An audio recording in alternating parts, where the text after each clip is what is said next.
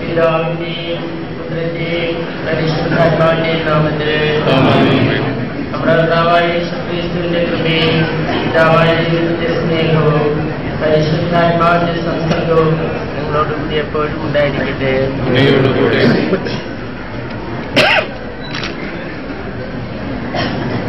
സ്നേഹമുള്ളവരെ, സന്തോഷം തുളുമ്പുന്ന ഹൃദയത്തോടെ നാം ഇവിടെ സമ്മേളിച്ചിരിക്കുന്നത് ദിവ്യബലി അർപ്പിച്ചുകൊണ്ട് ഈ പുതിയ ദേവാലയത്തിൻ്റെ പ്രതിഷ്ഠാകർമ്മം നിർവഹിക്കുവാനാണല്ലോ. സജീവമായ വിശ്വാസത്തോടുകൂടി ദൈവവചനം ശ്രവിച്ചുകൊണ്ട് ഇവിടെ നടക്കുന്ന എല്ലാ തിരുക്കർമ്മങ്ങളിലും നമുക്ക് ഭക്തിപൂർവ്വം പങ്കെടുക്കാം. പുതിയൊരു ജ്ഞാനസ്നാനത്തിൻ്റെ പരിപാവനമായ നീരുറവയിൽ നിന്നും സംജാതമായ നമ്മുടെ ഈ സമൂഹം ഒരേ മേശയിൽ നിന്ന് ദിവ്യനാഥൻ്റെ തിരുശരീരവും തിരുരക്തവും ഉൾക്കൊണ്ട പരിപുഷ്ടി പ്രാപിച്ചുകൊണ്ടിരിക്കുന്ന ഈ സമൂഹം ഒരാധ്യാത്മിക സൗധമായി ഉയർന്നു വരട്ടെ. ഒരേ അൾത്താരയ്ക്ക് ചുറ്റും കൂടിയിരിക്കുന്ന നാം ദൈവസ്നേഹത്താൽ പ്രശോഭിതരായി തീരുവാൻ അവിടുന്ന് നമ്മളെ അനുഗ്രഹിക്കുകയും ചെയ്യുമാറാകട്ടെ.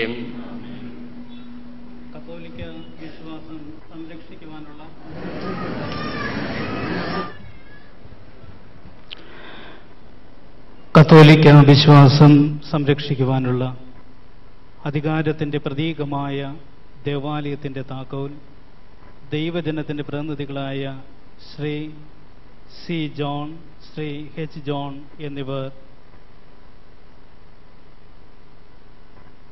എന്നിവരും ദേവാലയത്തിൻ്റെ ചിത്രം Rocky Jacob, Lawrence M C എന്നിവരും അപ്പോസ്തലിക പിൻഗാമിയും പ്രാദേശിക സഭാ തലവനുമായ അഭിവന്യ സൂസെപായ്ക്കും മെത്രാപ്പൊലീത്തയെ ഏൽപ്പിക്കുന്നു.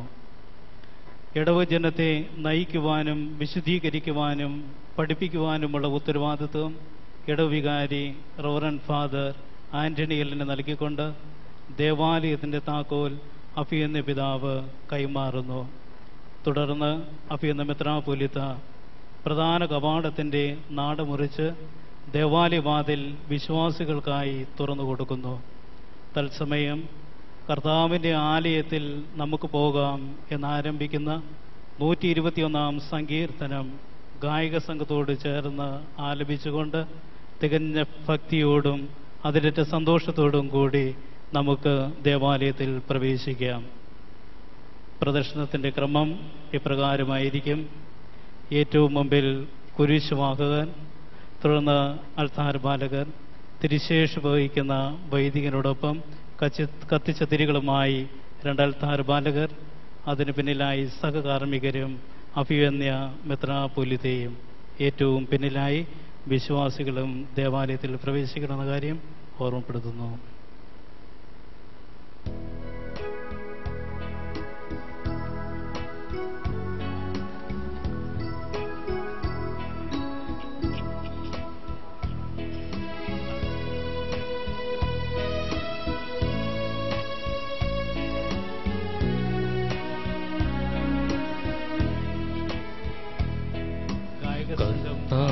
കർത്താവിനാലയത്തിൽ നമുക്ക് പോകാമെന്നു പറഞ്ഞപ്പോൾ എൻ മനം സന്തോഷിച്ചു, എന്നാത്മാവ് മോദമോടെ തുടിച്ചു നിന്നു.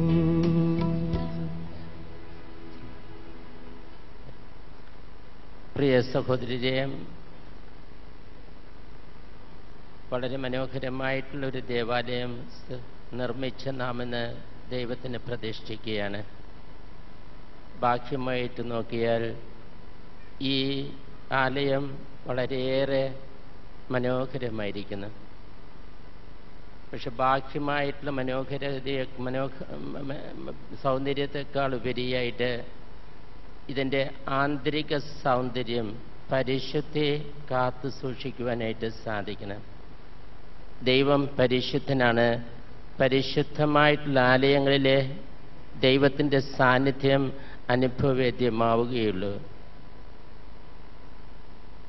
ഈ ദേവാലയത്തിൻ്റെ പരിശുദ്ധി സർവോപരി കാത്തു സൂക്ഷിക്കേണ്ടത് ഈ ഇടവക സമൂഹത്തിൻ്റെ കടമയാണ്. അതിൻ്റെ പ്രതീകമായിട്ട് ഈ ഇടവക ജനത്തെ നയിക്കുന്ന നിങ്ങളുടെ വികാരിയച്ഛന് ഈ ദേവാലയത്തിൻ്റെ താക്കോൽ ഞാനിപ്പോൾ ഏൽപ്പിക്കുന്നു.